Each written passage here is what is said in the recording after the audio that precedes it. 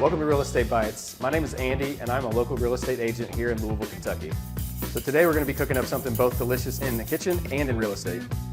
On the menu is a perfectly seared pork chop with Romesco sauce, cauliflower puree, and asparagus. Just like cooking, selling at home isn't a one-size-fits-all. Sometimes people need a quick and easy solution, and sometimes they want to maximize price. That's why I offer a real estate menu. Let's get cooking. We start simple, seasoning the pork chop with salt and pepper. Just like seasoning the pork chops, the cash offer is straightforward. No repairs, no fees, close quickly with no hassle. If speed and certainty matters the most to you, this is the best option on my menu. So now we're building flavor with the perfect sear. This is where the magic happens, just like creative financing. If you want to get a price that's even higher than what the market would typically pay, we can explore options like seller financing, contract or deed, or a novation agreement. With seller financing, you act as the bank, allowing the buyer to make payments over time, and this attracts buyers who can't get traditional loans and gets you earning interest on top of a higher sale price. The contract for deed works similarly. Give buyers a path to ownership while you retain control until it's fully paid. And then the final one, a novation agreement, lets us partner with you to improve the home and sell for top dollar without upfront costs. Just like a great sear enhances a dish, these strategies enhance your profit potential. So next we're going to be blending up the cauliflower puree. Process this cauliflower, get it cut up into small florets. Worked in professional kitchens for over 25 years as a chef before I got into real estate. So next we're going to be blending up this cauliflower puree. This is kind of like the DIY listing option. So some clients want to be able to be more involved. You're going to have the option to do showings yourself, and then we can actually take the property marketed for you. We're going to be cooking this cauliflower, a little bit of cream and a little bit of milk. I'm going to actually add some whole garlic in here as well. A little bit of salt, smear it into a paste. And then we're going to put a lid on that and just let that ride. Take the red bell pepper, put it right directly on the flame, get the outside blistered, really add some great flavor. So once these peppers are all blistered on the outside, take a rag, just let it drape over top of it. And what's going to happen is that's just going to be able to steam that pepper, and it'll steam off on that outside, and then we can just peel it off really easily. This has been sitting for a couple minutes. Pull off that outside. Still pretty steamy. Pop out this middle.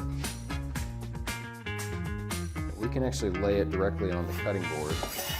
Scrape that stuff right off of there. Cauliflower is getting really soft in here, which is great. Absorbing all that flavor from the garlic and cream that's in there.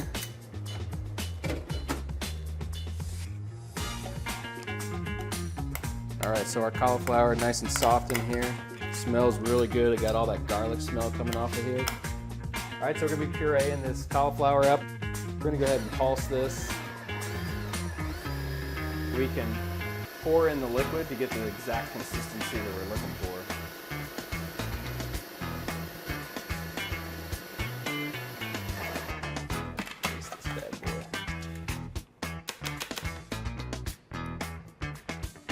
I don't think we need anything else in there. We'll be able to keep this warm off to the side while we finish out the Romesco sauce. We got our peppers all clean. One of the biggest things about Romesco is having kind of acidity in there. We toasted these almonds up in the pan.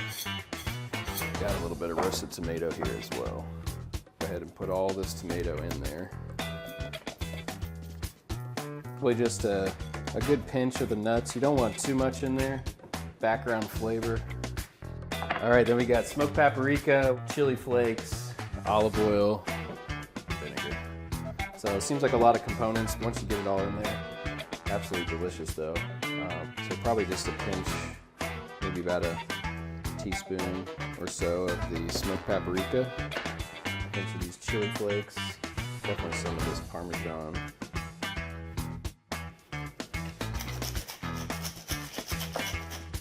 Go ahead and add some salt in there. I'll start blending this up. You can leave this as chunky as you want. You know, the more chunky it is, obviously the more rustic. For this one, I'm gonna make it a little bit smoother, a little more refined, just like my real estate business. While that's going, I'm going to go ahead and pour in a little bit of this, probably about a 1/4 cup, depending on how many peppers you put in there. And then you don't want too much vinegar in there, but you definitely want some. Oh yeah, look at that. My favorite tool in the entire kitchen is just a regular old spoon. There's just so many things that you can do with a spoon, and I use it the most, mostly to put stuff in my face. It is awesome. A little bit more salt. Squeeze of lemon. Check out this. All right, so we're just going to take our Romesco, put this off to the side. One thing I wanted to show you about asparagus. So what I see a lot of people do is they'll actually take it and they'll be like, hey, wherever it bends and breaks off of there, you want to get rid of that and keep that. Well, to me, that's a whole lot of asparagus, right? You're getting rid of.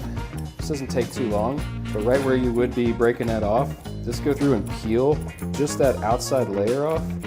This is just as tender as the rest of it now. So now all of a sudden you got that much more asparagus. Just it actually has a cool presentation on the plate once you got it all peeled. One thing you can do, obviously, you can steam this, you can saute it. What I like to do a lot, especially busy weeknights, trying to keep my family fed, I'm just gonna put this in the microwave for a couple minutes. Boom, ready to go. All right, let's go ahead and put this together. So we have our awesome cauliflower puree. Again, my favorite tool, the spoon. We've got our seared pork chop we're gonna lay right on top of there. We'll season these bad boys up. Stay nice and green. Take these, put those right on the side there. Top this all off. Get your sauce. Put as much of this on there as you want.